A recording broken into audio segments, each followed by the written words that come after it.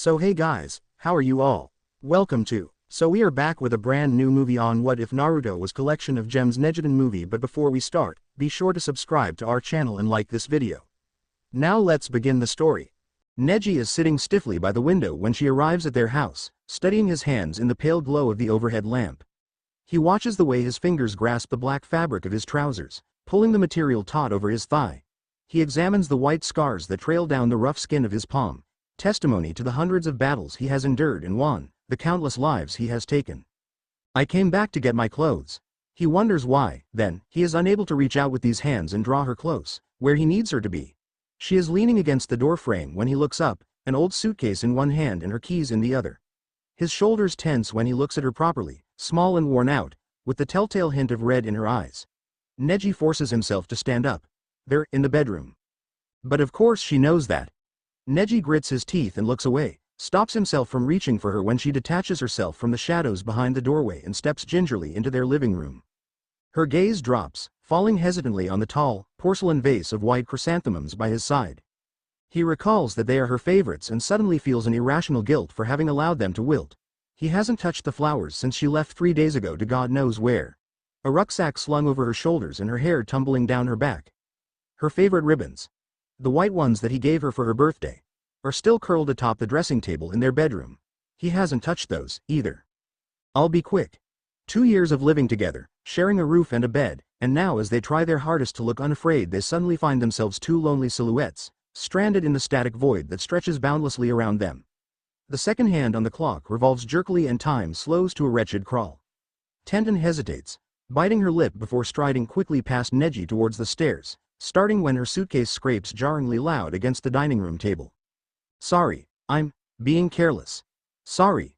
The words scatter uneasily behind her as she pulls the suitcase to her chest and hurries away from him, stiff-limbed and awkward from the strain of staying in control of herself. Neji listens to her footsteps as they peter out above him and thinks that this is not how they should end. But chrysanthemums are funeral flowers, and when he closes his eyes he can almost taste the lingering scent from long dead petals that tint the air. When Tenten comes back down, he is waiting by the door, looking quietly out into the night. He turns when he hears the soft catch of her breath, sliding his body in front of the doorway because it is obvious that she intends to walk out of their home without a word, cleanly, like the way her precious blades slide in and out of flesh, leaving neat wounds. Neji wonders if she is about to become just that. A deep, clean cut, a knife between his ribs.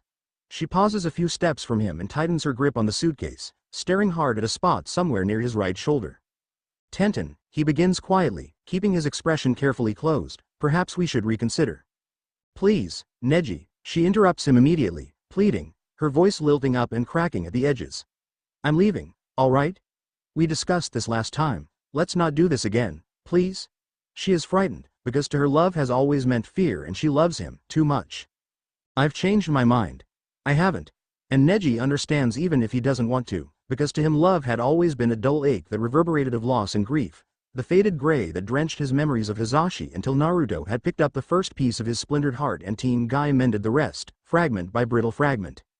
Then love had become glimpses of outstretched wings amidst blindingly blue sky, had become mornings drinking tea with his cousins, warm afternoons training with his team and evenings with Tenten's hand in his.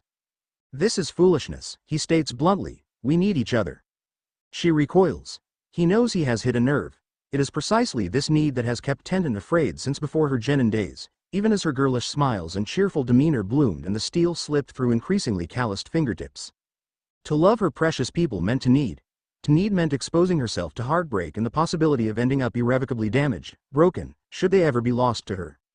But Tenten is kunoichi and she hoarded her fear away like black pearls in the dark, hid it under gruff words as she shook Lee angrily after he put himself in danger for Sakura during their first Chunin exam, veiled it behind the punch at Naruto on their mission to Bird Country, when she had been worried sick for her friends.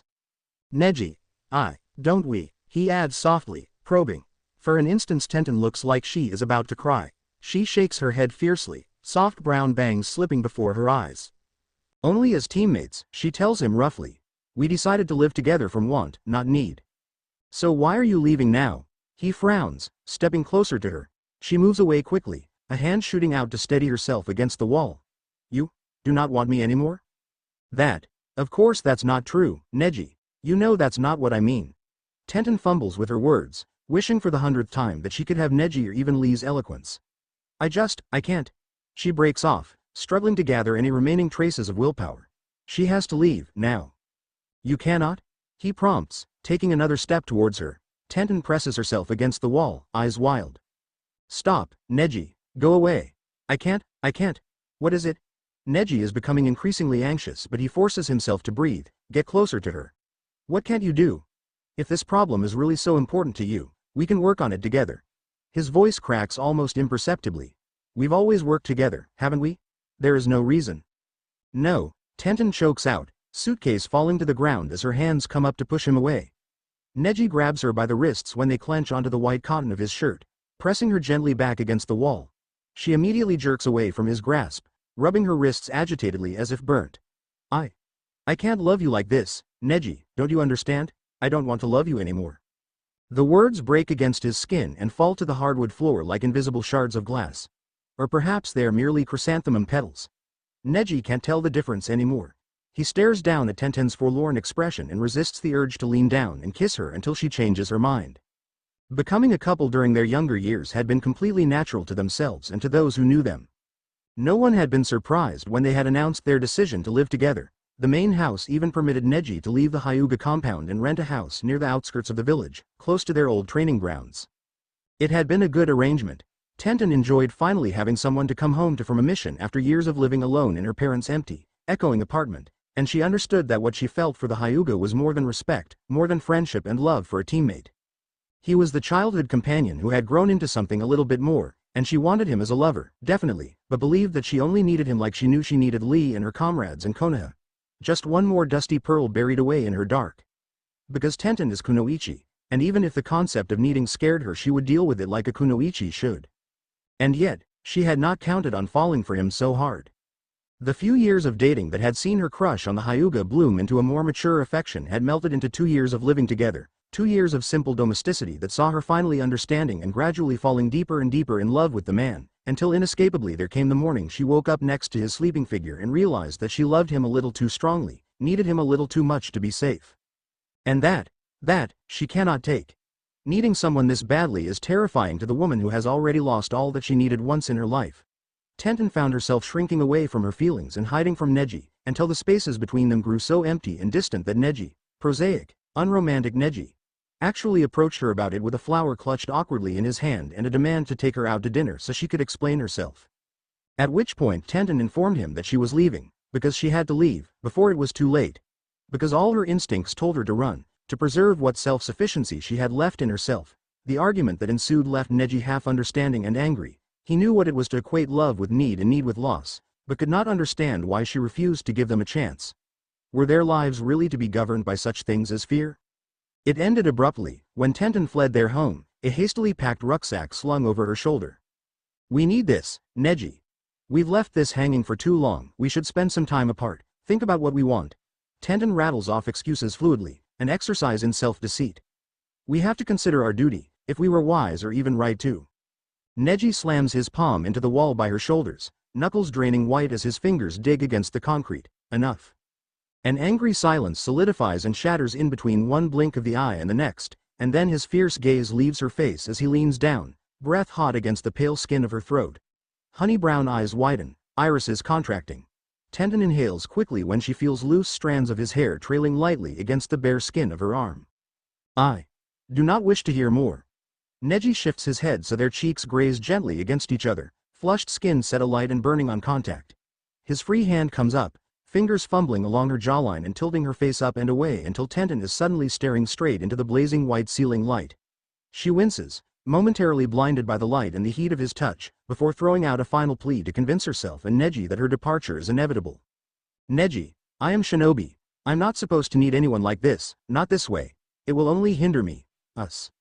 And yet, Neji murmurs quietly, and she starts because his hurt is suddenly, heartbreakingly tangible when he brushes his lips softly against the corner of her mouth, and yet. That is the way I need you, Tenten. Her eyes snap open but he is already moving away, a glimpse of pale skin slipping out of the open doorway and into the darkness outside. And chrysanthemums are funeral flowers, but maybe Tenten has already spent far too long grieving for loves who have not yet abandoned her. When he returns, the living room is deserted, the suitcase gone. The door is still wide open, light from within coating the doorsteps in a rectangle of silver. Neji stands and gazes into his abandoned home, letting the night breeze strip the burning heat and tension from his muscles, leaving only a familiar dull ache, the raw hurt anchored in his chest. Tenten, he supposes, is already on her way to Lee's place, or maybe Sakura's, or Ino's. Wherever she had crashed last night. Only this time her absence will be permanent, because he wasn't able to make her stay. He wasn't able to watch her leave him either, which was why he himself had left. Neji walks slowly into the house and pauses. He feels something break within him when he turns and closes the door, gently shutting out the night and the only woman he has ever wanted to love. And upstairs, a light switches on. The soft click breaks the heavy silence in the house, faint light spilling down the stairs and illuminating the newly empty vase by the window. Neji freezes, his hands clenching tightly by his side. The sudden explosion of hope that blooms in his chest burns almost painfully, and suddenly it is difficult to breathe. Soft footsteps from above. He takes the stairs 3 at a time, stopping abruptly at the doorway to their bedroom. Tenten is standing by the curtains, looking out onto the countless roofs that stretch into the horizon, the tiny pinpricks of light flickering quietly in the night. The suitcase is open on the floor. Dead chrysanthemums spread brittle petals across the bed. For a long, silent moment there is nothing he can do but watch the kunoichi before him, his gaze sweeping over the way her shoulders gently rise and fall with each quiet breath, the way she laces pearl-white ribbons between calloused fingertips. Her hair is unbound, tumbling loosely down her back. And chrysanthemums are funeral flowers, but death comes only once. Afterwards there is eternity, and maybe, just maybe, eternity is what they have between them. Stay with me. It's more of a command than a question as usual, and yet this time there is a slight uncertainty that colors his voice. He needs her confirmation, so he reaches out and tangles her fingers between his. She doesn't answer but leans back against his chest, rubbing her thumb lightly over his knuckles. Neji decides that it is enough. She reaches for the chrysanthemums when he sits on the edge of their bed and pulls her onto his lap. The curtains are drawn closed. She leans her head against his shoulder and methodically plucks each pale petal from the dead flowers. His palm traces slow circles across her back as she allows the thin slivers of white to drop slowly from her fingers and drift to the ground in gentle pendulum arcs. It's snowing in their bedroom tonight. Tenten closes her eyes and thinks that they should not need each other this badly, and that perhaps they will be the ruin of each other one day. Then Neji leans down and buries his face in the crook of her neck, his arm wrapping tightly around her waist, and she thinks that perhaps she will be brave. The springtime of youth ended when Team Guy turned 27. Adulthood had descended upon them years ago, in their genin days even, some would say, but it was only now that they felt truly older and childhood seemed but a distant dream, a lovely memory quietly receding like a wave from a sandy beach. Now the future stretched wide before them with a new promise, a new sun that burned so brightly it almost seemed to flood away the shadows of their past. It was summertime and the world was hot, lush, burning spears of sunlight arcing through the shimmering blue sky. The wind blew low and warm, whispering through a maze of bluebells before spiraling up into the treetops of the forest that skirted the west side of the field. The scent of moist earth, wild grass and summer flowers blossoming into their own distinct fragrances wafted through the air, light and sweet. Lee was bawling again, his tears wetting the thin fabric of Tenten's shirt as he lay sprawled across the grass with his face buried against her stomach. Shish. The brunette patted him on the shoulder. There's nothing to cry about, Lee. But her words were slow and lazy and her eyes were closed, shut softly against the bright haze that surrounded them. The boulder she was leaning against was pleasantly warm against her back and Neji was playing with her free hand, lifting it to his mouth as he lay on his side, head resting on her lap. Lee snuffled. I just felt the baby moving and was overcome by the wonderfulness that is the youthful spirit residing in you, Tenten. Tenten smiled, glancing away to watch a dragonfly flitting over the few baskets she had prepared for their afternoon outing. You couldn't have. I'm barely into the second month. Your child must be very advanced indeed, he told her seriously, solemn wide eyes blinking up at her. I'm not surprised. Any child of Neji's and yours will no doubt grow up to be impressive shinobi. I hope so, she murmured, taking a peach from the basket and biting into it slowly, savoring the sweetness on the tip of her tongue. She felt herself being pushed gently against the boulder and glanced down, amused to see Neji's hand inching up her thigh in a half-hearted attempt to nudge Lee's head off her stomach. The Hyuga had always liked to monopolize her body and acted with mild jealousy even with Lee, much to the bull-haired taijutsu user's dismay. Juice ran down the pale length of her inner forearm, curving in with her elbow and converging in one pale pink droplet. Tenten lifted her arm lazily and licked it away. She caught Neji eyeing her hungrily and smiled, offering him the basket. Peach? No. He lifted himself up on an elbow, leaning forwards to kiss her on the chin. You. Neji. But the baby. Lee looked scandalized, his head shooting up a little in alarm.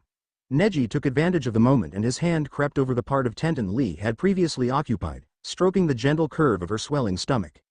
Shush, Lee. Tenten rubbed her knuckles into his hair soothingly. Tonight, she mouthed over his head, it's all right. But, come on, it's too hot to get worked up, she murmured.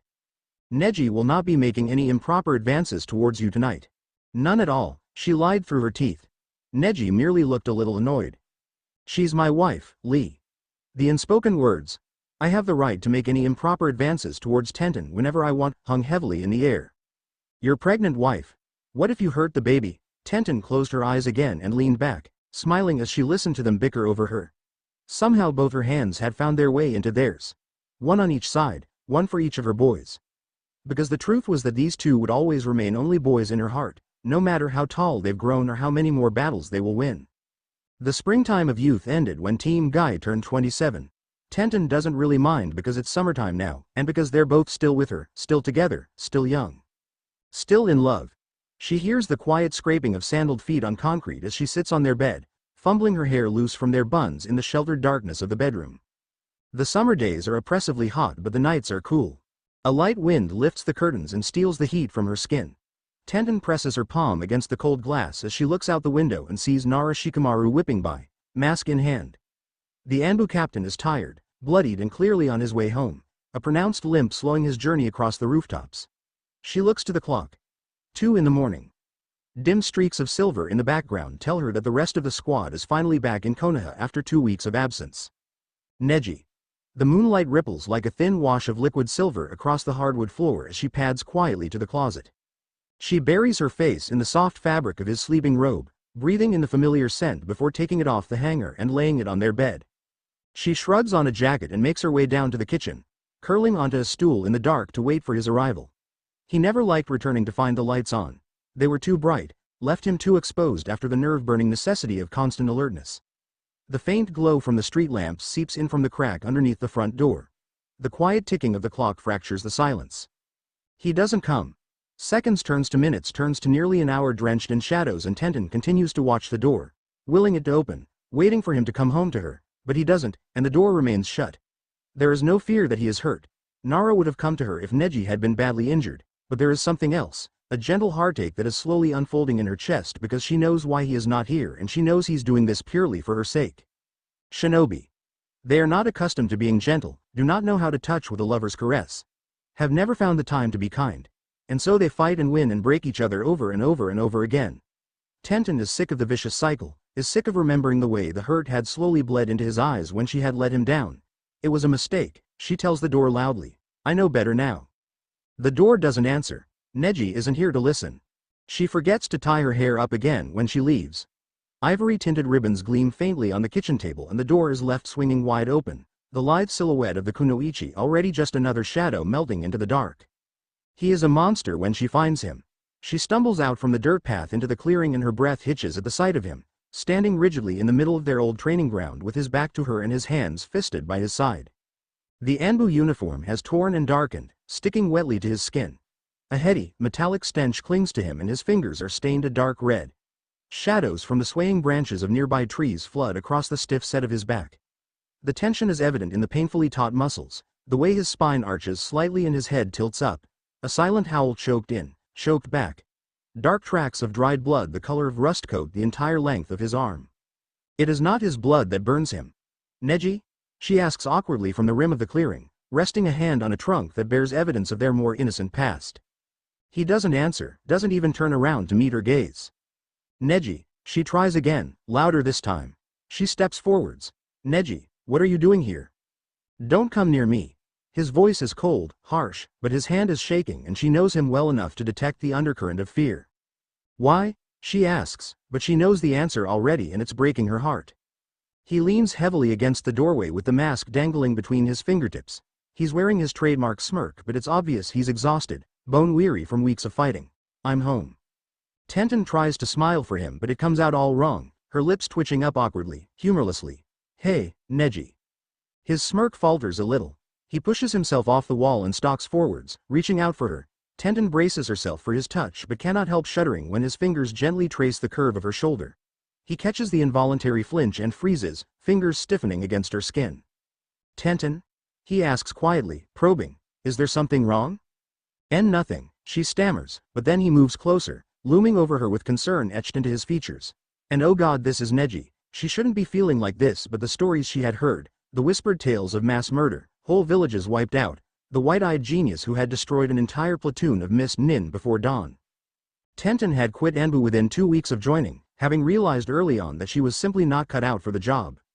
Anbu had been reluctant to let her go. They had, after all, spent nearly a year trying to persuade the best weapons expert in Leaf to join their ranks. But the Kunoichi had been adamant, knowing that she could not live as they did, could not kill as they did. Tenten was born to fight not in darkness but in light, to burn white and hot like her precious steel, quick-blooded and fierce, a tightly controlled explosion of metal. Drenched in the darkness of Anbu, she had been suffocated, had grown pale under the moonlight.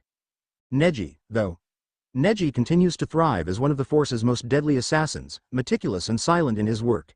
He is a genius at killing and Anbu needs him. Tsunade needs him. Anbu is his life now. There is no other way. He is the moon to Tenten's sun, the darkness to her light. Tenten understands this, and yet. Her eyes widen at the sight of the evidence of his kill on his torn uniform as Kunoichi. She is used to blood and gore, but this is too much. His skin gleams wetly in the yellow light and she wonders how many necks had been snapped by the fingers that caress her shoulder, how many lives punctured out from broken bodies. This isn't the Neji she finds so easy to love, this is Neji, and he's too close to her now, his other hand reaching out. She takes a step back, stumbles. Neji stares at her. You are afraid of me. You're what are you? Suddenly she lets out a sob and spins on her heel, and all Neji can do is watch as she runs away from him, tripping up the stairs. A door slams. She locks herself in the bedroom. What are you? A monster. She takes another step forwards. Don't, he says again, the beginnings of panic sharpening his tone. Go home, Tenten. Not without you, I'm not. Tenten collapses against the door, eyes squeezed shut. She knows she is being selfish, knows that Neji can't help but be this way. Knows he is merely fulfilling his duty. But the utter brutality of his new life and the stench of decay haunts her. A muffled scream. She chokes it back in her throat and slides down to the floor, her chin on her knees. She wants to love him.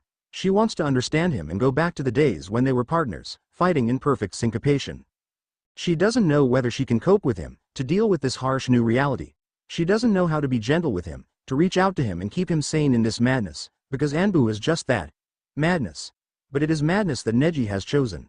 She doesn't know how to be kinder, to accept the cruelty that shapes his life and coarsens his hands. She doesn't know if she has the strength to stay and love him. Footsteps from below. She lifts her head. She hears the back door swing on its hinges and picks herself up, crawling onto their bed to peer out the window. Neji stalks into their backyard slowly, painfully. In the darkness his skin is as white as the chrysanthemums growing by the wall, except for the streaks of crimson that glisten down his arm. He walks to the edge of the small garden and stares down at the flowers. Chrysanthemums are her favorite. She had planted them one spring a few years ago, when life made sense and to love was easy. Suddenly his shoulders tense and he falls forwards, slamming a hand into the wall and resting his forehead against the concrete. His heels dig into the earth and Tenten whimpers when she sees him lift his other hand to the moonlight, dark hair slipping over an arm as he glares at his red-stained palm. It is at this moment that she truly realizes the toll Anbu has taken on him, how hard it must be for him to survive day after day, night after night of inhumanity and screaming and blood and blank gazes. How brave he is, how strong. She looks down at her own hand. He kills in the dark so she can fight during the day. He takes the worst of humanity or lack of so that she can remain honorable, proud, and yet she has abandoned him. She has run away from the monster he became to protect her. Tenten lets herself fall back onto the bed, blinking back tears as she stares up at the ceiling. When she wakes up the next morning, Neji has cleaned himself of all remnants of Anbu and greets her as usual, albeit a little stiffly. Tenten knows he doesn't blame her for last night. Neji, she begins, wanting to apologize. I have to leave early to train with the squad, he tells her, not looking her in the eye. I won't be back until 7. Oh, she says, tracing her fingers across the kitchen table, I see. She doesn't. Just leave, he insists. You cannot. You don't have to see me like this. Her heart stops for a brief, painful moment. I'm sorry. What have I done to you? Then she runs forwards, too quickly for him to move away. She grabs his hand and twists him around to face her. He tries to jerk his hand from her grip but she holds on tight, lunging forwards to wrap her other arm around his neck as she pulls his masked face close to hers. Tenten. I didn't want you to. Look at me, I'm his voice cracks. I know that you don't. She silences him with a finger on his lips. I don't care, she reassures him hoarsely. I don't. I'm with you. I'm here. And suddenly there's nothing but labored breathing and the burning of his skin on hers. I'm with you, she murmurs comfortingly. His mask is cracked, the painted mouth a crimson gash that snarls and cracks and bleeds. This close to him the smell of death is overwhelming. The crimson on his skin is seeping onto hers. Tenten is clinging onto a murderer, a machine that carves and breaks and kills, but the eyes that stare back into hers are beautiful and white and hurting. He is shivering in her arms as she reaches up and gingerly spreads her fingers against his cheek. She slides calloused fingertips beneath the mask and he grabs her wrist, stopping her from taking it off. He moves with mechanical rigidity. Gone is the easy grace, the elegance, the natural economy of movement. Tenten knows there is a long way to go before she can undo the damage she has caused.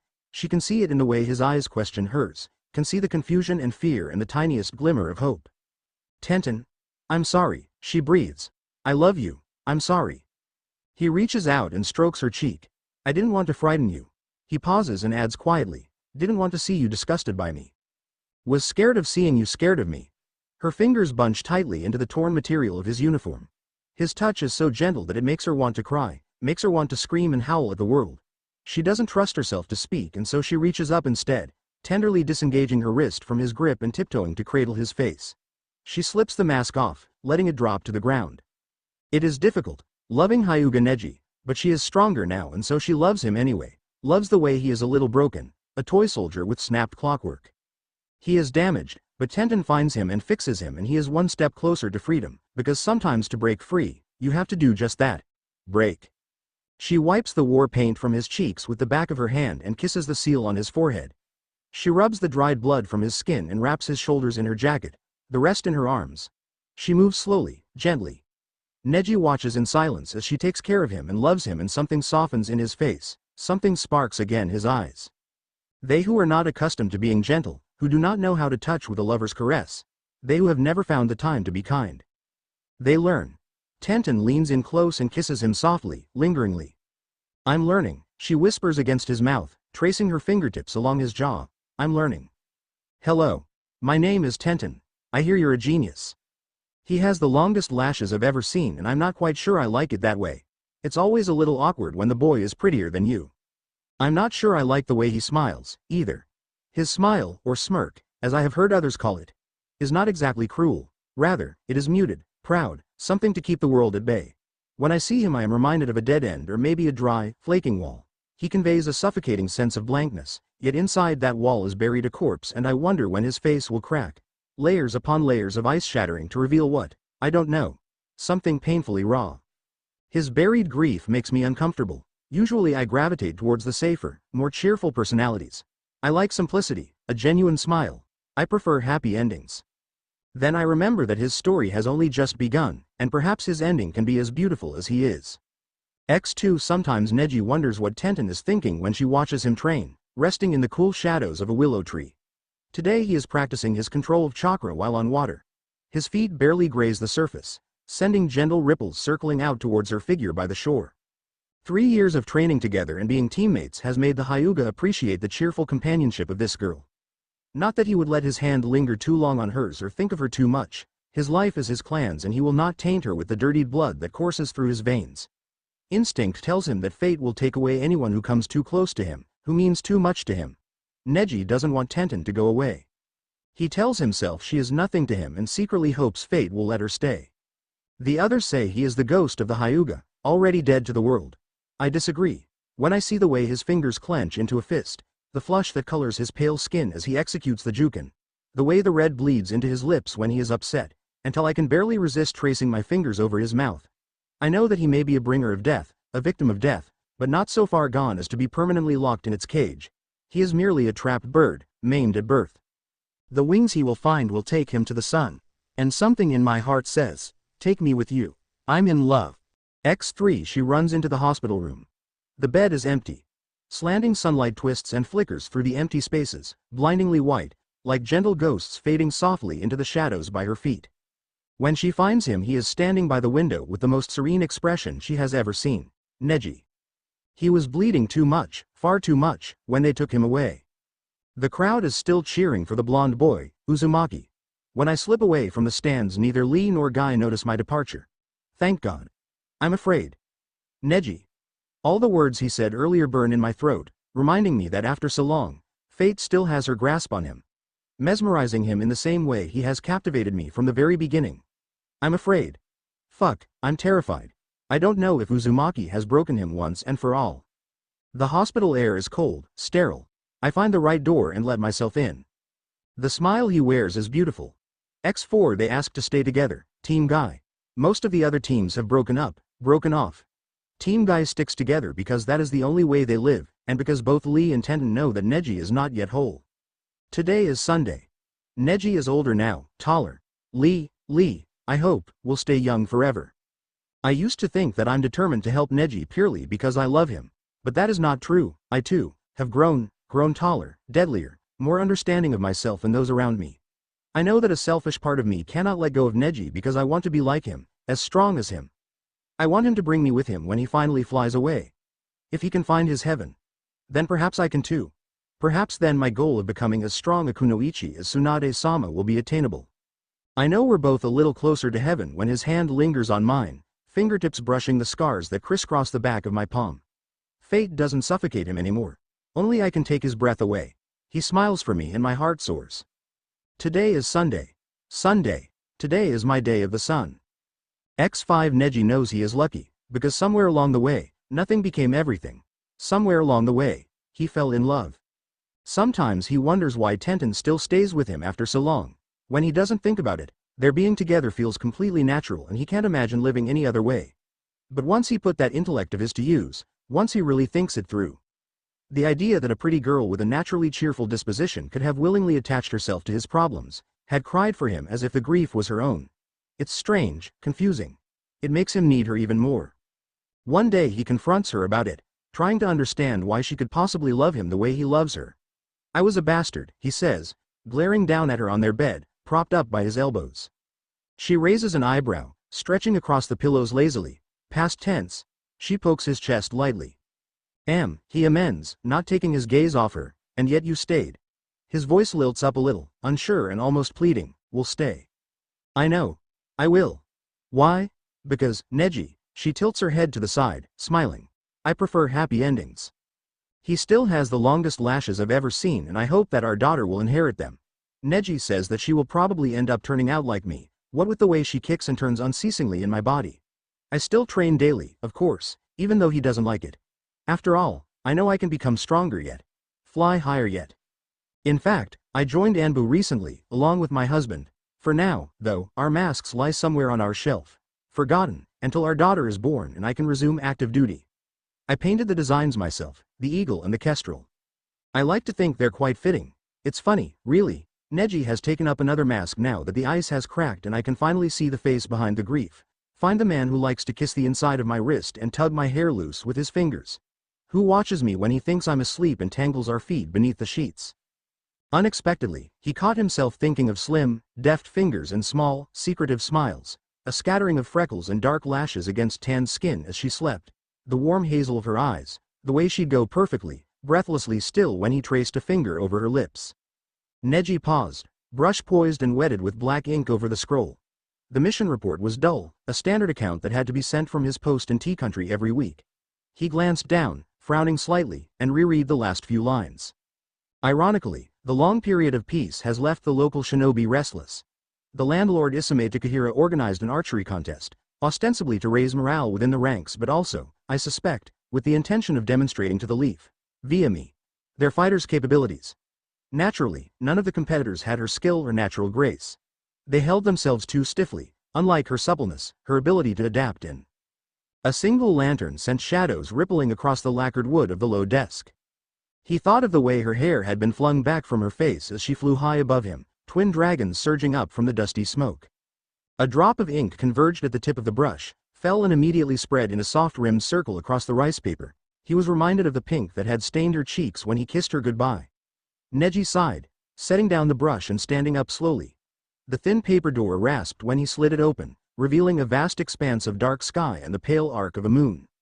Hyuga Neji was a hard worker, but he could never keep working on nights like these, when his thoughts drifted and tangled into the place she occupied in his mind, heart, but he was much too pragmatic to ever admit it. And he watched the foreign moon in the darkness of a stranger's courtyard because perhaps she was doing the same, curled up on her bed by the window. When he closed his eyes he could almost see the way the moonlight would wash thinly over her skin, would accentuate the soft curve of a cheek. Tenten, he thought. The moon is not bright enough to remember you by. Because she is the sun perfection as your blood on my hands. Best marksman I've seen in years, that one. Even better than her mother, and that's saying something. They are hanging by their wrists, dangled high above the jeering crowd like broken puppets. Twisted, shattered, crimson blossoming beautifully across dirtied bandages. Tenten knocks the arrow and narrows her eyes, trying to judge the distance, the wind speed, the altitude. She is nearly out of range, hidden from the enemy on the rooftop of the decaying apartment complex that overlooks the public square. Their heads hang low upon their chests, obscuring their faces from view. It's easier this way, she thinks, but it isn't easy at all, and she's trying not to scream and there is no saving them now, so she ignores the stinging at the back of her eyes and aims the smoldering arrowhead right at his heart, because they will dissect his body and he is too beautiful to be desecrated, too precious. He is Hyuga, and so Tenten lets the arrow loose with the faintest thrum of the bowstring. You're capable of 100% accuracy, huh? Good girl. She misses. Instead she hits one of the missed civilians, watching the two prisoners slowly bleed to death. The arrow pierces the boy's abdomen and he topples backwards, loose shirt immediately setting on fire. Tenten only has seconds now before they locate her, and she must finish her job because she knows they're in pain and she knows they're dying, but too slowly, much too slowly. She aims another arrow at the second man, suddenly finding the coppery taste of blood invading her mouth when the breeze lifts his cropped hair to reveal a bloody gash where his grin used to be, and she bites her tongue, hard. 100%. She misses again. Her hands are shaking too hard. She can do better than this, she can do perfectly if she wanted to. But her fingers are traitors and obey the heart that whispers don't with each heavy beat, a panicked rhythm in her chest. 100. Fucking. %. But she is Kunoichi, an excellent one, and in between 1 second and the next she drops the self-pretense that she can't. I can't kill them, fuck, I can't. And instead accepts that she can. Even better than her mother, they say. A few of them have spotted her now, are pointing this way. Tenten straightens and grabs the 2 remaining arrows, accidentally scalding her fingers. She bites her lip, grips the bow tightly and fires them in quick succession. They tear into their throats abruptly, jerking broken bodies backwards so that they swing heavily in the air, and then suddenly the 2 people she loves most on this earth are burning and blurring at the edges, eaten by the flickering tendrils of gold and thick smoke, their deaths the proof of her love. Tenten licks the blistering skin on her fingertips and thinks, bull's eye. Night was drifting down onto their clearing, remaining wisps of light bleeding into the horizon. The woods quieted and stilled, settling wearily into the dark. The air had grown cold. Neji lay on his back by her side, hooded eyes glimmering as he watched the shadows spread thickly beneath the trees.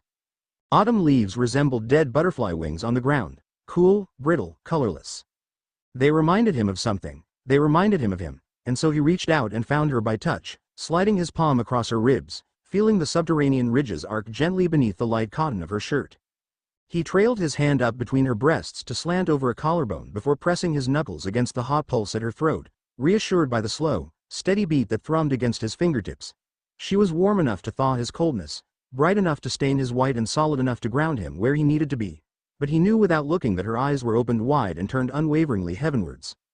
Shooting star? He glanced up at the dry humor in her voice. A smoky thread of gold was streaking through the sky high above them from the direction of the village, its tip crackling with hard white sparks. Not a natural one, he murmured, smirking when it abruptly split into separate branches that were flung out into the darkness like a vast, glittering net. Naruto must have accidentally set off the fireworks 3 hours early. He wondered briefly how the most powerful shinobi in the village could also be the most tragically inept. Tenten sucked in a breath when they erupted simultaneously, molten gold exploding into numerous miniature suns. 1, 2, 3, she counted each crest, staring almost everentially as they lit up the sky and turned the night momentarily into day. 8, 9, 10. 1 for each grueling month since the last of the legendary Sannin had been killed and Konoha was dragged kicking and screaming out of wartime devastation by the current Rokudame. Remember, they said. Remember the Godem, remember what she died for, remember how far you have come and the distance yet to go. Neji felt something constrict in his chest when he saw the look on her face, the rapt attention and wordless longing that told him this part of Tenten was untouchable, even by him, even now. At barely 19 years of age they had already watched the destruction of their village and fought tooth and nail to resurrect it from the ashes. But there was still so much to do, so much ambition to fulfill, and Tenten had always chased after far too many suns in her sky. I saw you training yesterday with the Aburame. He spoke evenly, as if stating a fact, but knew she would understand what he was really asking. Tenten never used to train with anyone outside of Team Guy. It was tradition, after all, for her to ask him, and only him, to spar when Lee and Guy were unavailable. Even after he had started training with Heishi, she had never strayed away. Neji knew his uneasiness was irrational and unfair, but he couldn't help but feel threatened anyway, as if she had slipped out of his reach, drifting towards a place far from him. Shino's Kakaichu are a challenge for my techniques, she told him firmly, unapologetic, her face still turned to the sky. Normal blades are too thick to damage targets of their size and number. He was helping me find ways to overcome those snags. She had seen him in the distance when she leapt into the dusk, had noticed the stiff set of his shoulders as he looked up at her spinning silhouette while she trained with Shino. Traditions can be broken, Neji, and there are better things to be shackled to than the past. A pause. I see. But his hand slid down her arm, circling around her wrist more tightly than necessary. Tenten let him. After a moment she finally turned to face him, leaning gently into the length of his body. As legend goes, she began tentatively, pausing to kiss the skin at his shoulder left bare by his Anbu uniform. Neji knew she was referring to the stories that belonged to the land her clan inhabited before they migrated west to Konoha. At the beginning, there existed 10 suns in the sky. She shifted, pressed her lips lightly to his cheek. The combined heat and blinding light was too much. The earth was scorched dry and it became difficult and painful to live in those conditions. To save the world, an archer named Hu Yi took his arrows and shot down the suns, one at a time. Another kiss, this time sweetly on the mouth. Neji closed his eyes. But after the 9th sun was gone, Hu Yi put down his bow. The last sun was the furthest away, but he spared it not because it was too difficult to shoot. He spared it because while having too many suns was destructive, we need at least one to survive. He knew what she was trying to say. It left something hollow in him, the prolonged silence between each ticking of snagged clockwork. You've helped me achieve so many of my goals already, Neji. Her voice was soft. It was true. Their duet had strengthened her over the years and honed her skill, had given her the respect and admiration of her fellow shinobi, the status as the best weapons user in the country, given her the rank of Junin and then Anbu, given her him. She brushed his hair away from his forehead, exposing his Hitei. But I need to have this, because even Hyuga Neji couldn't shoot down this last sun in her sky. This pervading dream to be even better than she was now, even faster and smoother and sharper. There was only so much that she could learn training with the same person over and over again. After a while she had to move on to find new and challenging terrain, terra incognita to map and explore and conquer. Neji had gone on to study with his uncle. Tenten drifted restlessly, wandering everywhere, trying to learn anything and everything she could about her steel. I need this, she repeated. You need this. Lee, Hinata, Naruto. They all do. But strength was relative, not a static state of being. There would always be the possibility of becoming stronger and even stronger then. They who navigated by the sun knew it was unreachable yet chased it anyway because there was nowhere else to run, no brighter star in the sky. Neji understood this perfectly, but it left him uncomfortable because it meant that there would always be this hardness inside of her, this untouchable core he could never call his own, something bright in her life that might just lead her where he could not follow. There was only one thing he needed to know, and when night falls? Because this sun was forever, yet every sun will set at the end of the day to leave the earth resting in the darkness that stretches before dawn. His face was impassive but Tenten recognized the faintest tension around his eyes that betrayed his worry. She smiled softly, leaning closer to whisper in his ear. I'll come back. Always. It was ironic, in a way. No matter how far they wandered apart in the light, they would always find each other again in the dark. He was still for a long moment.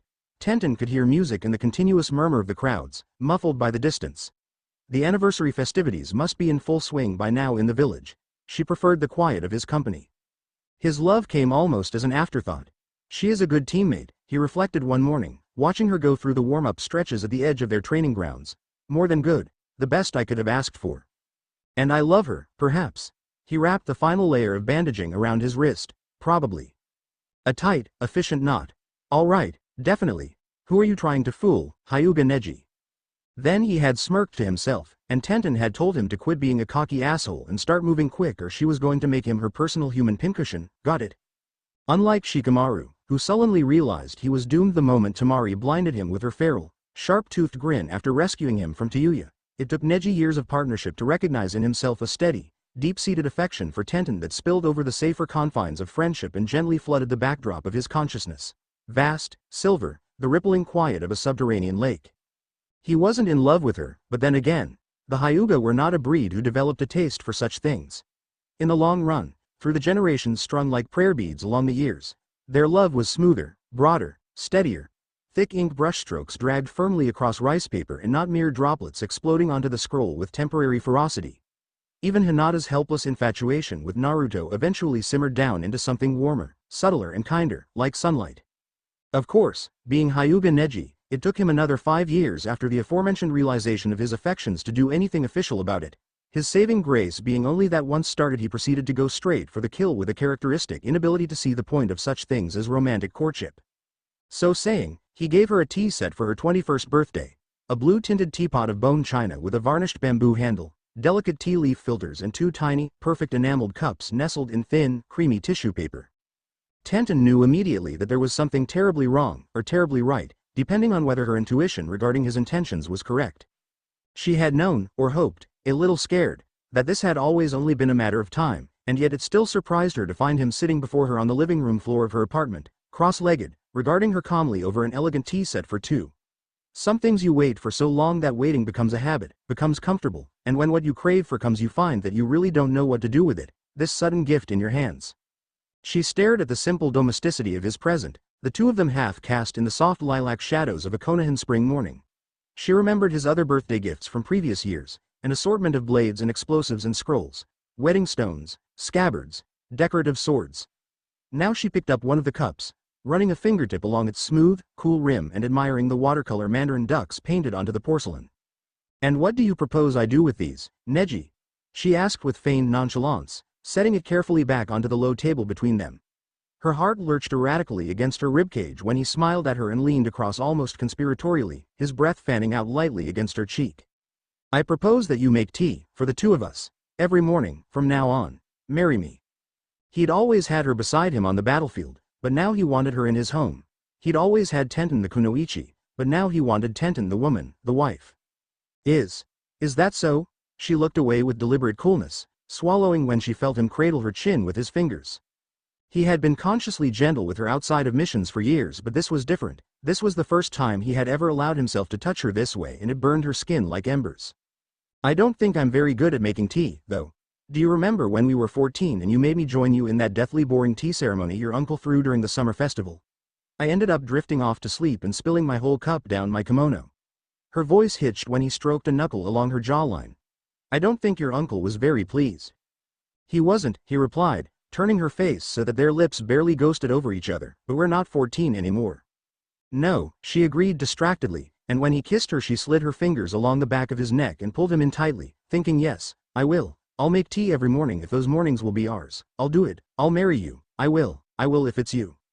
It turned out, after the marriage ceremony and their settling into a bigger apartment near the Hyuga compound, that Neji would be the one to prepare the tea.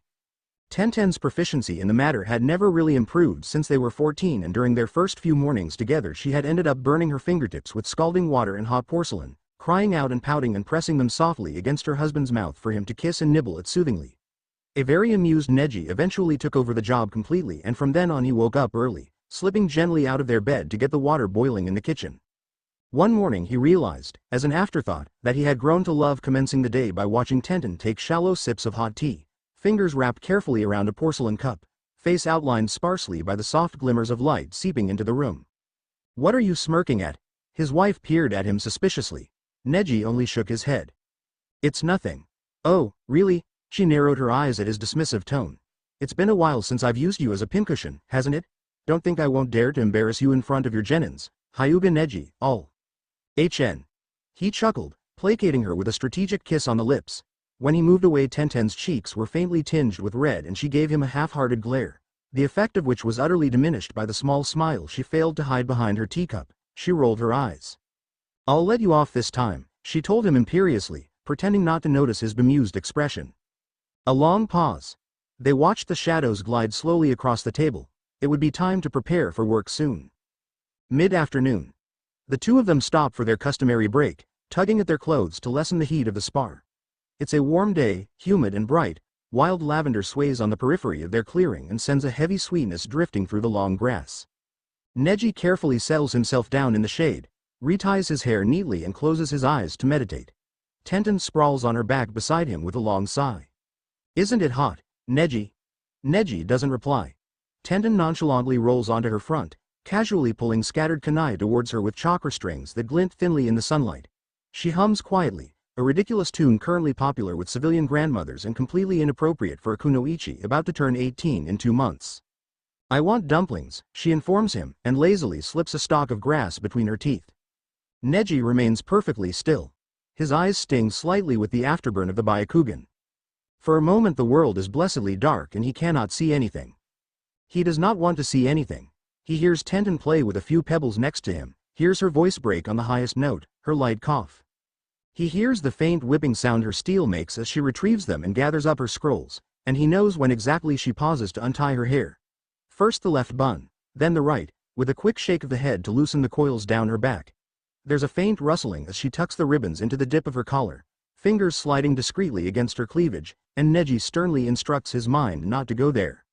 I'll make dumplings for us later, she says. He still doesn't reply and his eyes remain shut, but he knows that she is curled on her side now with her head on her arm, facing him, resting and waiting. I'll make it with the sour plum sauce you liked last time, Neji, if you help me tidy up my apartment tomorrow. Her voice is coaxing, playful. Her apartment resembles the love child of an industrial landfill and a weapons museum. Now children, look to your left to see the biggest warhammer you will never need. Mind the booby traps on the floor, sweetie. Yes, the one in front of the fridge. Please. Neji refrains from snorting. He is, after all, supposed to be meditating. A brief moment of quiet. Neji breathes in slowly, counts. 1, 2, 3. He breathes out. 1, 2, 3. Tenten starts humming again. Neji? When they are genin, before life turns complicated and in turn complicates them, Team Guy witnesses a civilian woman dying in the hospital. She is very old and small, wisps of white hair softly framing her face. Her husband sits by the bed and holds her hand tightly in his. His back is bent with age and a resigned sadness, heavy and gentle, a visible ache in the steep curvature of his spine. Team Guy does not mean to intrude on what they instinctively understand to be a private moment, but the door to the ward is cracked open just enough to allow a view from the corridor, and they have been assigned to guard a potentially violent patient in the next room. Death by old age is a novelty to them and they cannot help but snatch quick, curious glances as the old man bends to kiss his dying wife on the lips, hand never leaving hers. When he raises his head they are surprised to see that she is smiling faintly. Goodbye, she says. She is tired and frail, but her words are not, I love you. Goodbye. The old man's voice cracks on the last syllable. He squeezes her hand and steadies himself. I love you too. A passing nurse notices the open door and hurriedly closes it, casting a warning look at the genin. They look away guiltily. When their shift ends and they leave the hospital it is already dark, brittle leaves skittering along the ground in the sharp autumn wind. Tenten absent-mindedly reties her buns and says, a little callously, don't you think that's a nice way to die? Lee looks at her with solemn round eyes. To die in the warm embrace of a loved one is a beautiful stroke of luck, Tenten. But surely we must strive to die gloriously, in the service of Konoha. Tenten is not entirely convinced. She thinks of the way the old couple had held hands even in the face of death and sighs a little. I know, but it seems kinder, somehow, to everyone involved. I hope I will have a husband who will do that for me when I die. Do what? Neji asks coolly, looking straight ahead as they walk down the stone steps and into the street. Love me a lot and be there with me, I guess. Hold my hand. Suddenly she is embarrassed by her childish show of sentimentality and girlishness, she who has fought to prove herself the equal of any boy since her academy days. Husband? Why was she talking about husbands when she had barely begun serving as a kunoichi? And in front of Neji, too, talented, cold Neji, broken genius Neji. She flushes. I'm being silly, forget it. Neji is frowning. Marriage is not a sensible choice for people like us. No, Tenten concedes the point obediently. It makes things needlessly complicated, he continues. He is thinking of his own mother and her heartbreak upon his father's death, of the career she had abandoned for familial duty after buckling to the pressures of Hyuga tradition. The palpable resentment that still seeps from behind her quiet, reserved demeanor. Tenten shows promise of being a good kunoichi, he thinks. It would be a waste. He does not even bother to consider marriage in relation to himself. He will not marry. He has far too many things to do and females do not interest him in that way. There is no point, anyway. Unless you want to have a family, I suppose. And families, he thinks, are overrated. Tenten says nothing and quells the irrational little flutter of disappointment in her chest. Neji is already distinctly handsome in his early adolescence, in a bird-like, fine-boned way. He is by far the best fighter in their year, and his arrogance and haughtiness are still alluring qualities to most girls in their age group. Secretly Tenten hopes that she might marry one day, whatever Neji says, and even more secretly she hopes that it might be Neji who turns out to be her husband. She is 12, and love and marriage and death are still abstract concepts to her, distant and shapeless, weightless. They will stay that way when she turns 17 and Neji kisses her softly under the shadows of an old fir tree, slipping his hand into the small of her back and smiling into her lips. Love then will be easy, and easy love will not quite fill out real love, the heavy concept of love, not yet.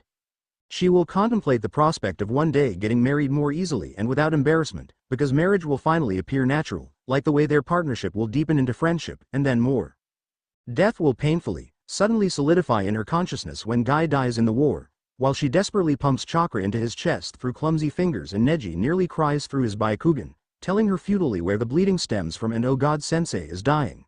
Right here in front of her, Sensei will be dead, and why had she not trained to be a medic nin like Sakura? Why? In the end, Neji and Tenten never marry. This is due to a combination of 3 reasons. One of them is timing. There simply is not enough breathing space in between each mission and the next, each war and the next, for them to sit down and hold hands and make plans involving marital bliss. They do not, in any case, grow up to be the type to hold hands. The second reason is Neji's unwillingness to bind Tenten into the blind rigidity of the Hyuga household. Despite Hinata's best efforts as clan head after the first war of their generation, the branch system is abolished in name but never completely in reality. A certain sense of hierarchy still subtly structures relations within the clan, a subterranean vein of bitterness that he knows has no place in Tenten's life. Neji has always protected Tenten, after all. And then there is the sheer fact that Tenten refuses to marry him the first and only time Neji proposes, when they are 23 and Hinata has just assumed her role as clan head. The first war had ended 8 months prior. An overwhelming sense of relief eclipses the exhausting heartbreak and fury that had crippled Konoha, and hope is pushing up through the torn earth like spring flowers, fragile and bright. Neji is quietly grateful that he, Tenten and Lee have survived relatively unscathed, even if the loss of Guy still makes him feel unanchored, a hollow grief carved deeply into his body. Lee is still unable to run, but Sakura says that the damage will not be permanent. Tenten is thankfully recovered from her own injuries, and he himself has almost returned to his prime. Hinata has promised him the abolishment of the branch system, and Neji badly needs to believe that there will be something good to work for, something that will be worth fighting for when the next inevitable war comes. After the chaos of the war he finds himself seeking certainty and, dare he say it, tradition, even if it be the clan formalities that he once bitterly hated. So he picks a nowadays rare moment when he and Tenten are alone, helping out with the rebuilding effort in a more remote part of Konoha. Tenten is in the process of painting a set of newly constructed fences when Neji asks, almost conversationally, "What do you think of an autumn wedding?" "An autumn what? Wedding? An autumn wedding," he repeats patiently, his face calm as he watches her from the other side of the fence. Tenten frowns. Like, in general, autumn weddings in general, or, abruptly she realizes what her would imply and bites her tongue. No, not in general. Still that infuriatingly calm demeanor from Neji. For us, our wedding. Neji, are you proposing? Tenten stares at him, paintbrush clutched tightly in her hand. Green paint drips onto the ground, staining the soil the color of moss. He swallows, a brief hint of nervousness that is quickly eliminated. His expression is smooth and confident when he replies, "Yes, do you want to marry me?" "Well, this is very sudden." "It is," he agrees unapologetically. A pause. "You've been with me for 6 years. 7 next month," he points out helpfully. She blushes. "Yes. Do you want to marry me?" he asks again mildly, simply. "Neji," she says. He waits, an eyebrow raised. "Well, no." She tightens her grip on the paintbrush, knuckles draining white. "Oh," Neji says. I'm sorry, Neji," she rushes to add, "it's not that I don't love you. I do love you. I know. So much," she says shakily, almost laughing, "but it's just, look at this," she implores, gesturing to the buildings around them that are barely half standing, the deep gouges in the landscape that remain despite the time that has passed since the end of the war. Everything and everyone are still in pieces, even now. We still have so much work to do. I have so much work to do. The war, it made me realize how much stronger I still need to be if I am to protect everyone. I could not protect Guy-sensei, she thinks. I want to work. I want to concentrate on working. I see, Neji says, and he really does see, even if it hurts. Pain does not blind him anymore. I'm sorry, Tenten says again, biting her lip. Are you angry at me, Neji? No, he realizes that he had been frowning and softens his gaze. Disappointed, perhaps. But I'm not angry at you. He awkwardly lifts his hand and brushes her cheek. I understand. She smiles just as awkwardly and leans into his touch. Marriage is not a sensible choice for people like us, remember?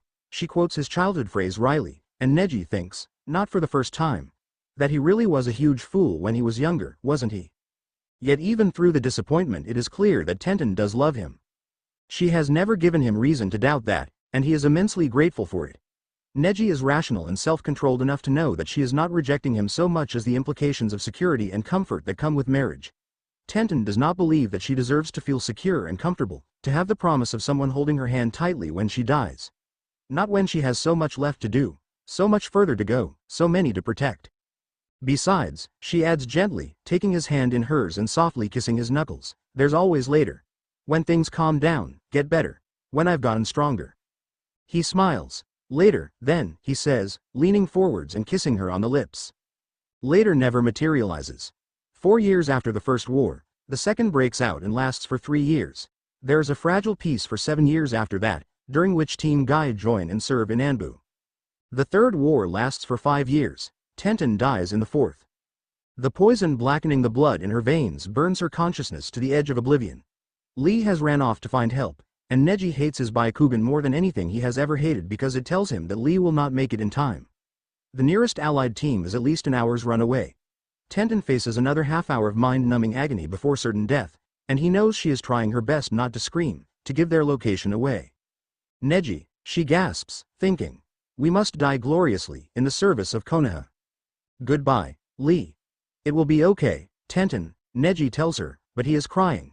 Neji is crying. Talented, cold Neji, broken genius Neji. Except Tenten knows by now that he really is not that cold, not at all, and he is no longer broken either, thank God. It hurts so much, Neji, she whispers. You'll be fine. His voice is hoarse.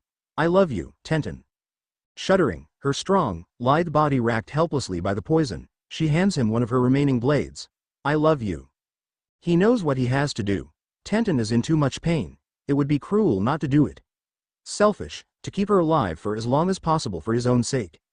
Neji is rational, too rational, and he curses his rationality as he bends down and kisses her on the lips, hard. Her lips are chapped and she returns the kiss warmly despite the pain. When he lifts his head he sees that she is smiling, calmer now. Goodbye, Neji. He takes a deep breath and smiles for her. Goodbye, Tenten. He holds her hand when he kills her. As the blade slides cleanly into her throat and her face tenses, then relaxes with death, he keeps his hand tightly wrapped around hers, brushing a thumb reassuringly over her knuckles. Her fingers are curled into his palm the end. Thanks for watching. Also remember to subscribe and like this video. See you in the next video.